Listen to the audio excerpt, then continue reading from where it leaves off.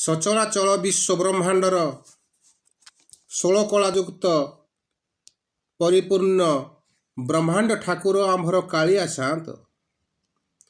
ଆଜ୍ଞା, ସେ ପ୍ରତିବର୍ଷ ସ୍ନାନଯାତ୍ରା ପରେ ଜ୍ୱରରେ ପଡ଼ନ୍ତି କାହିଁକି? ଆସନ୍ତୁ ସେ ବିଷୟରେ ଜାଣିବା ଆମ ଚ୍ୟାନେଲ ମାଧ୍ୟମରେ। ଆଜ୍ଞା, ଭକ୍ତ ମାଧବ ଦାସ ପ୍ରଭୁ ଦର୍ଶନକୁ ଆସି ଅସୁସ୍ଥ ହୋଇପଡ଼ିବାରୁ କାହାକୁ କିଛି ନ କହି ସ୍ୱର୍ଗଦ୍ୱାରର ଶ୍ମଶାନ ଘାଟରେ ରହୁଥିଲେ। ଆଜ୍ଞା, ଭକ୍ତର ଦୁରବସ୍ଥା ଦେଖି ଆମ କାଳିଆ ସାଆନ୍ତ ଭାଇ ବଳଭଦ୍ରଙ୍କ ସହିତ 2ଟି ବାଳକ ରୂପ ନେଇ ଆଜ୍ଞା ଭକ୍ତର ସେବା କରୁଥିଲେ। ପରେ ଶ୍ରୀଜୀଉମାନଙ୍କର ପରିଚୟ ପାଇ ତାଙ୍କଠାରୁ ମୃତ୍ୟୁ ଓ ଆରୋଗ୍ୟର ଶିକ୍ଷା ଲାଭ କଲେ।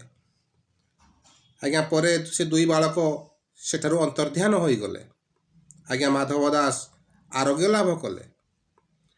ଶ୍ରୀଜୀଉମାନଙ୍କର ଦର୍ଶନ ପାଇଁ ସେ ଶ୍ରୀକ୍ଷେତ୍ର ଆସିବାରୁ ଦେଖିଲେ ଯେ ପ୍ରଭୁମାନେ ପୀଡ଼ିତ ହୋଇ ଅଣସର ଘରେ ସେବା ପାଉଛନ୍ତି। ଆଜ୍ଞା, ସେ ଭାବିଲେ ବୋଧହୁଏ ଠାକୁର ତାଙ୍କ ଦେହରୁ ଜ୍ୱର ନିଜ ଦେହକୁ ନେଇଗଲେ। ଏହା ମାଧବ ଦାସକୁ ଆଜ୍ଞା ବହୁତ ବାଧିଲା। ସେ ଚେତା ହରାଇ ବସିଲେ ଓ ସ୍ୱର୍ଗ ପ୍ରାପ୍ତି ହେଲେ। ଆଜ୍ଞା, ସେହି ଦିନଠାରୁ ଭକ୍ତର ମନ କଥାକୁ ପୂରଣ କରି ଭକ୍ତର କଷ୍ଟକୁ ନିଜେ ନେଇଯାଉଥିବାରୁ ସବୁ ବର୍ଷ ପ୍ରଭୁ ଦେବସ୍ନାନ ପୂର୍ଣ୍ଣିମା ପରେ ଜ୍ୱର ଭୋଗି ଅଣସର ଘରେ ପଡ଼ି ରହିଥାନ୍ତି ଓ ସେଇଠାରେ ସେ ପୂଜା ପାଉଥାନ୍ତି। ଆଜ୍ଞା, ଧନ୍ୟ ପ୍ରଭୁ, ଧନ୍ୟ ତାଙ୍କର ଭକ୍ତ ପ୍ରୀତି। ଜୟ ଜୟ ପ୍ରଭୁ, ଜୟ ଜଗନ୍ନାଥ।